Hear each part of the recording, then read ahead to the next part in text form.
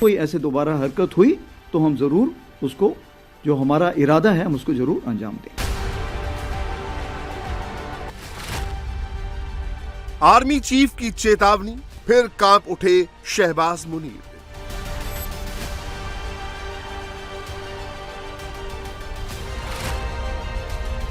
India का operation सिंदूर जारी, अब की बार गलती की तो मार पड़ेगा भारी। ऑपरेशन सिंदूर रिमेन्स ongoing.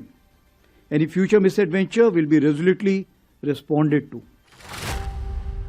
आतंकी ठिकानों पर लॉक है टारगेट, किसी भी पल गिरेगा आतंकियों का wicket.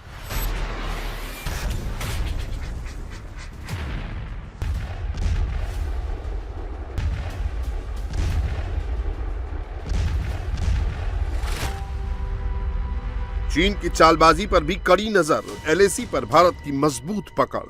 Situation along the northern front remains stable, but needs constant vigil. Bharat ने एक बार फिर पाकिस्तान को ऑपरेशन सिंदूर की याद दिला दी है।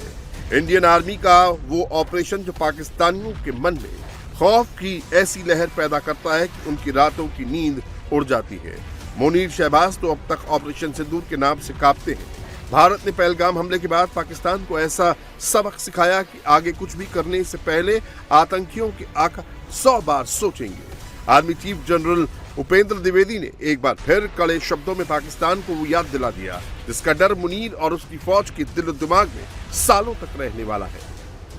Following the Pahalgam terror attack, a clear decision to respond decisively was taken at the highest level.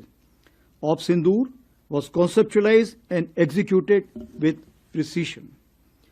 Through 22 minutes of initiation on 7th May and an orchestration that lasted 88 hours up to 10th May, the operation reset strategic assumptions by striking deep, dismantling terror infrastructure, and puncturing the long-standing nuclear rhetoric.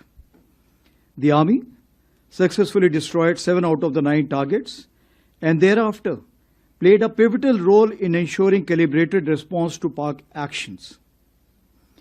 As you may be aware, Operation Sindoor remains ongoing. Any future misadventure will be resolutely responded to. अगर Pakistan operation सिंदूर के दौरान ceasefire की गुहार नहीं लगाता तो Indian army ने ground attack की भी तैयारी कर ली थी। मतलब साफ है कि अगर पाकिस्तान भारत के सामने घुटने नहीं टेकता तो पाकिस्तान के कई शहरों में हमारी फौज कब्जे के लिए एकदम तैयार थी। आपको पता है कि जम्मू कश्मीर में स्पेशली जिस तरह की फायरिंग हुई थी और जिस तरह से हमने उनको एड्रेस किया और तकरीबन हमने उनके 100 लोगों को जो खत्म किया, वो सब कार्रवाई जो हुई थी वो इसीलिए हुई थी क्योंकि हमने कन्वेंशनल स्पेस को बढ़ाया।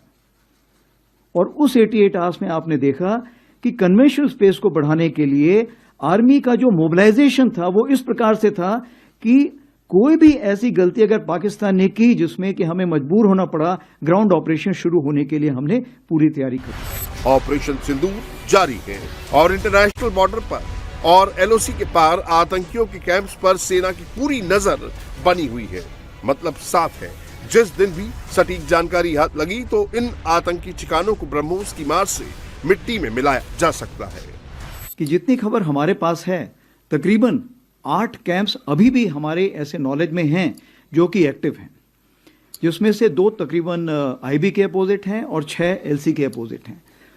और इन कैंप्स में तकरीबन अभी भी हम समझते हैं कि किसी प्रकार की प्रेजेंस या ट्रेनिंग है, तो इसलिए हम उसके नज़र रखे हुए हैं, उसकी खबर कोशिश करते हैं हासिल करने की, और अगर कोई ऐसे दोबारा हरकत हुई तो हम ज़रूर उसको, जो हमारा इरादा है, हम उसको ज़रूर अंजाम दें। ऑपरेशन सिंदूर के बाद पाकिस्तान में बैठे आतंकियों के आकाओं को भर्ती के लिए आतंकी नहीं मिल रहे हैं। सबको पता है कि अगर भारत के खिलाफ कदम भी उठाया, सोचा भी, तो अंजाम वही होगा जो मई 2025 में देखने को मिला था। कश्मीर घाटी से भी चुन चुन कर आतंकियों का सफाया किया जा रहा है। In 2025, 31 terrorists were eliminated, of which 65% were Pakistan origin, including the 3 perpetrators of the Pahalgam attack neutralized in Operation Mahadev.